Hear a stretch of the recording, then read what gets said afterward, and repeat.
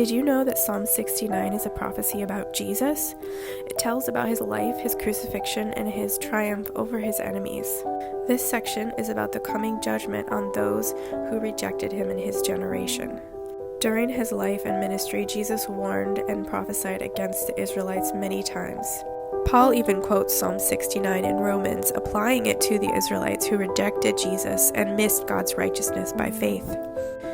Jesus prophesied against his generation and against Israel. He prophesied that the judgment for all of the murders of the saints and prophets beforehand would come upon them. He called them a brood of vipers, but then he said you have one final chance, and promised that he would send the apostles to witness to them one last time, even though they would not believe. He promised that their generation would experience his wrath. May their place be deserted. O Jerusalem that kills the prophets, see, your house is left to you desolate. Psalm 69 tells of the persecution that the Messiah would receive from his generation, the one who was stricken for the transgression of his own people. It was the will of the Lord to crush him. So then who is the one in Psalm 69 who God struck?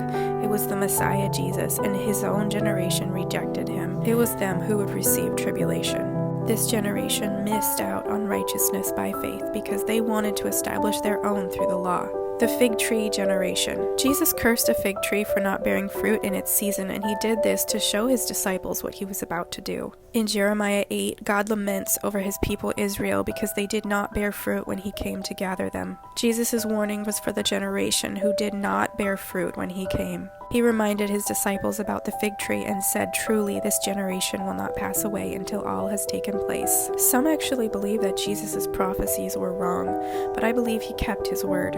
In 70 AD, the destruction of Jerusalem that Jesus prophesied came to pass. Josephus is a very reliable and trustworthy historical source by many people. And in his book about the Jewish-Roman War, he recounts many strange occurrences, like angel armies seen in the clouds, remarkably similar to Jesus' promise to the Pharisees who tried him. After the tribulation that Jesus promised would come upon his generation, I believe, along with the disciples, that he returned to establish his millennial kingdom, to rule and reign with the martyred saints. In fact, they believed that the return of Jesus was so imminent that they left much instruction to the church of their day. They believed that some of them would die, but some would still be remaining when the Lord returned, and they would be caught up with him. Their expectation was so imminent that Paul encouraged the churches not to be worried that they missed the day of the Lord's return. He said first the rebellion must happen. Could that rebellion have been the Jewish revolt against Rome which triggered the war? I don't think that the disciples and the apostles were wrong to believe in the imminent return of Christ.